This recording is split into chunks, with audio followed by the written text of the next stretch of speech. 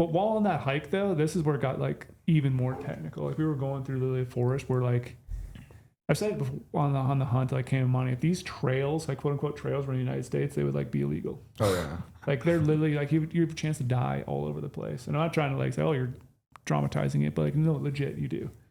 Like some of this stuff was like straight vertical on like a little cliff, and all you had to hold was like roots. So you're like trusting your life to literally roots and like digging your feet into the wall or like stepping down a root. Or that one with you, Joe, when like you literally had like, it's like some sort of washed rock and there was no moss on it. So it was super slick and it was wet.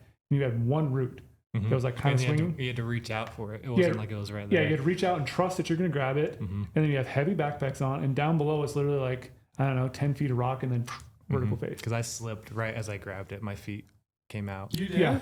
Yeah, because if I would have fallen, you almost went over. It would have been a slip and slide. It would have been slip and slide straight down. Damn. If I like you guys were already up, and Joe, you almost went. Yeah. No way. And like you're trusting your whole life. I didn't know that. You're trusting your whole life on that route. That's what's scary. Dang. Did you have any other moments like that? No, not like that one. Anybody the other else? one was with you on the stalk, but I didn't slip. But that was like my feet kind of went out, and then I had to hold on. And you're literally your shoulders against the wall, so you have no room, and your backpack keeps hitting things. And then like there was another branch above that like my pack kept like catching on. You kind of had to move away from the rock, and it's all slick. Were you behind him? I was behind him, And so you I were was just watching this? I was watching it. Yeah. What'd you do? I'm like, move forward. I'm like, oh. And then he like was able to grab a little bit. Like, do you need help? Like, what do you need to do? Like, Well, bye. Yeah. I think I actually. Guess we're not filming this one. Yeah, I think you had the big camera out at that point too in your hand. I was holding it the whole time. And I was like, Oh, hey, do you want to wow. like come back and like strap at your pack? But you kept going through there, and then I had to go through it. I kind of got like sketched out too. Like, shit, this is real. I didn't know that. But like all that shit was super technical. Then like that's where we went like straight vertical up through all that other stuff. And there's other times where it was just like you come around the corner and you're like, fuck, you got to go up that. And your packs are just stupid heavy. And a lot of times you're crawling on the ground. Like There's literally a lot of fours. those. I got so sick of those, like getting down as low as I possibly could with my pack on my back and like trying to inch under it. Or I'd be like, hey, can you grab my bow and I'll climb down and then I'll grab your whatever. And away we were, okay, can we throw this pack over to you so that we can climb over this cliff to get up that? Every time I caught up to you guys, I was like, oh, crap, it's a technical spot. Technical spot, yeah. That's when I would catch up to you.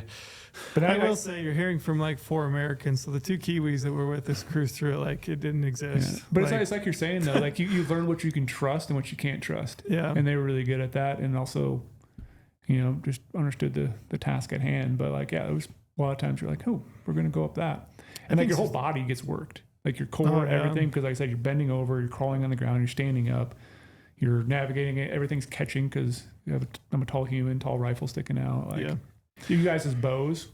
Yeah, all your major dampeners were gone off your Matthews. Yeah, I lost some dampeners. Because you're using your stabilizer as a walking stick. Yeah, I was glad I had the 15-inch front bar because I was sticking that thing into the face and using it for a climbing stick. Yeah. Yeah, I was just sticking it in the mud and just using that for leverage to climb up while I was grabbing with the other hand. But how many miles did we get in the second day? We did about 10 the first day. It was like 5 or 6. Yeah, it was less, but it was more technical. Took us pretty much the entire day. Yeah, what were they saying? They're like, oh yeah, 1 mile is way different in New Zealand because 1 Kiwi mile here is like, I don't know, 3 of ours. It's like probably just because of the technical aspect of it. Yeah.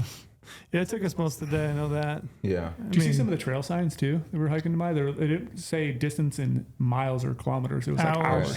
Yeah. The one spot to one spot was like 12 hours. It said it was going to take. Yeah. Like, oh, we're going there. Next 15 hours. I was like, oh shit, really? Dang it. Yeah, and then Monty and Cam were like, no, I don't trust that. I'm like, I don't know. I'm kind of trusting it. It's like we're like an hour off. Yeah. Those guys were constantly waiting for us. Yeah, they said we were slow. Yeah, they moved through it pretty quick. So we camped the next night again by the river. Yep. Right? Yep. So we're probably at that point 16-ish miles, I would say, in. Yep. Approximately. Next day. We had rain. Like that's a day that we were all in the tents the whole day.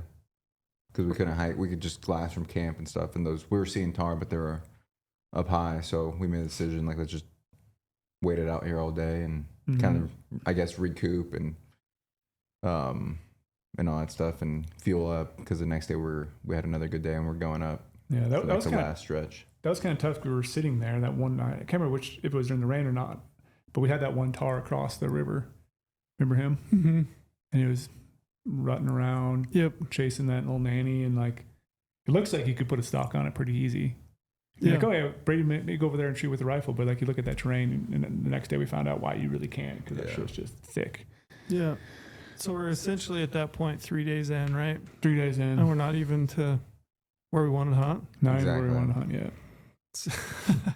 So we get up the next morning. We have a bit of a weather window in the morning. Well, I guess the whole day, right? Whole day, yeah. The whole day was good. Yep. So we got a weather window. We decided we're gonna make the trek up. And we woke up early that day. Well, got up early, hiked in the dark. To try to maximize the weather window.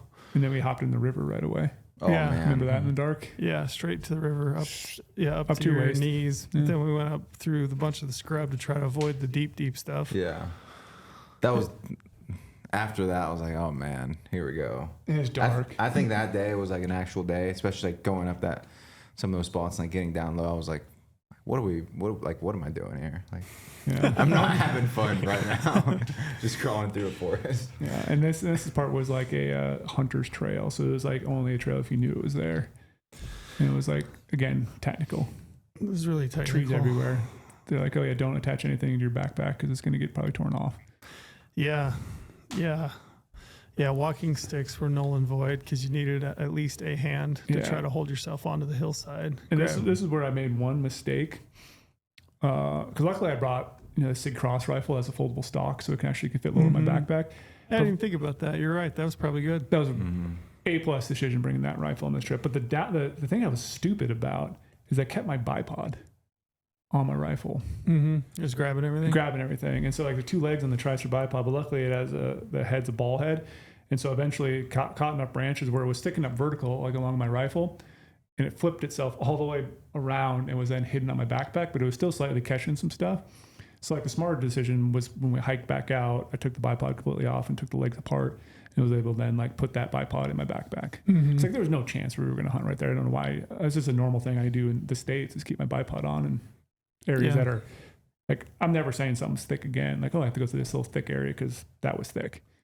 Yeah, I'd say anybody wanting to do it, if they're backpacking through a bunch of that scrub, I would say just get your profile as small as you can get it. So like tighten your backpack down, all the straps, everything. Anything hanging off your backpack, shrink it down if you can. If you can get it below head height, it's major advantage. Yeah.